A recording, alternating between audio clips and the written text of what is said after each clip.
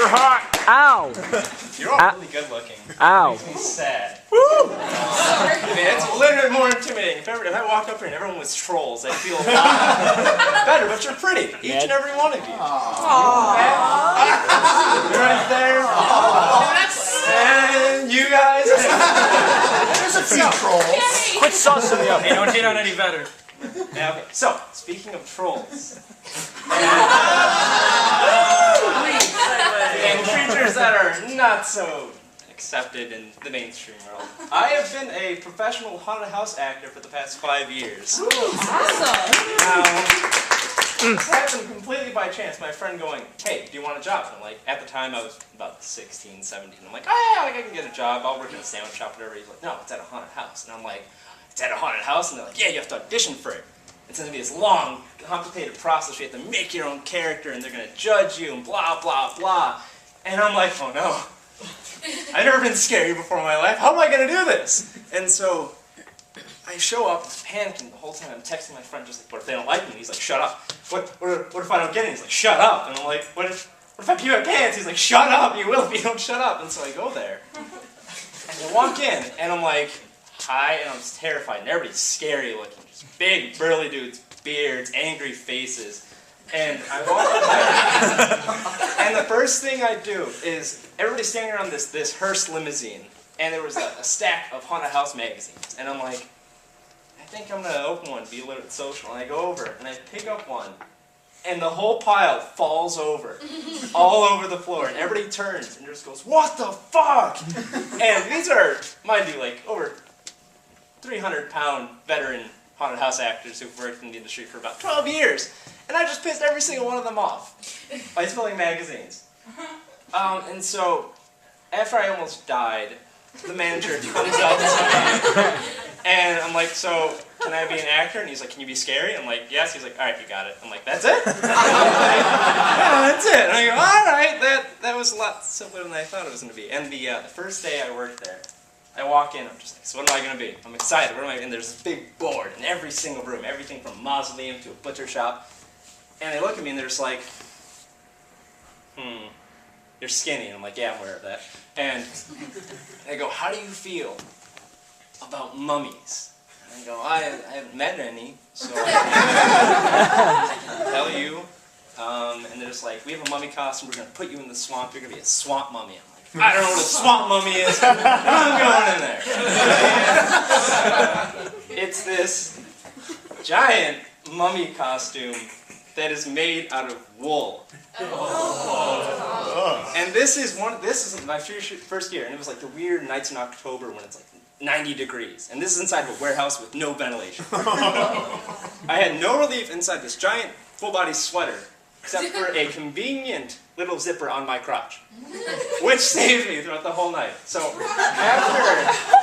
after I lost about 5 pounds from sweating that night, I found my calling in this mirror maze. Now, imagine a huge, large room in this labyrinth where there's mirrors everywhere and there's strobe lights constantly going off. And you're looking around, you think you see something, but you're not sure. And you see something dart past you, and you're like, what was that? And you see something dart past you again, and it's like, oh, that was something else. And then you run into a mirror, because there are mirrors everywhere.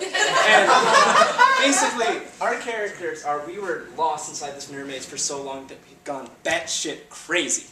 And we've gone to like tear out our skin. We're psychopaths. And so I've been that monster, character I call Zephyr, for the past 5 years. Now, the haunted house that I work at was very, very popular. We were featured on Travel Channel, on American Haunts, and we were voted #1 in Illinois multiple times. We were very scary. Now,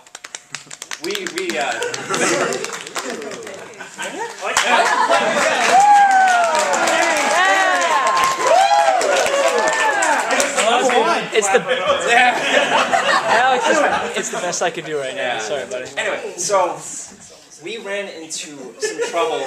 We ran into some trouble in the Halloween of 2011. On Halloween night, somebody broke into our haunt and stole our safe. And in that was mostly everything that we had. And it was a mixture of that and the area that we were in, the land was being sold. And so this past year, our haunted house was sold.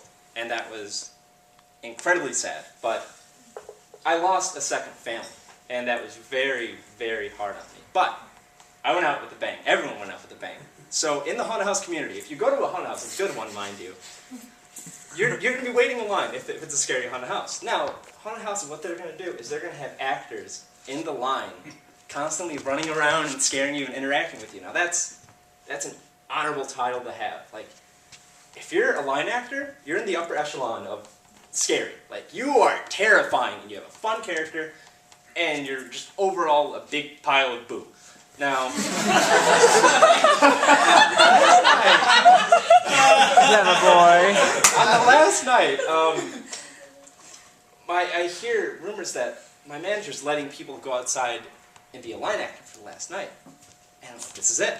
Probably going to be a line actor. And I go up to my boss, I'm like, can I work in the line? Please, please, please. And she's like, don't do that while you're in costume, but yes. And so, I'm like, all right. I'm so excited. I was running outside and I'm ready to go outside into the line. And the whole time I'm running, the thought of what am I going to say, it's not crossing my mind. And so the door opens, I run into the line, and I see, before I can even think about what to say, my character takes over. Now, there was this gay couple, and they were just about to go in. Now, as soon as the door opens, and they're about to walk in, they see me running after them in full force. They freak out. One of them hits the wall behind them, starts screaming, and I hear one of them whisper, Michael, no, don't let him get me. I had no idea what, like at that moment, I had no idea what to say. And then it clicked. I go up to him like, yes, Michael, tell me, what do you fear? And I just start, I start messing with Michael, and he's freaking out. And he pulls out his phone, and he's like, he was like shutting off his phone for something. I'm like, Michael, who are you calling? Please? And this person just like, and she's up against the wall, just freaking out. I don't leave Michael alone.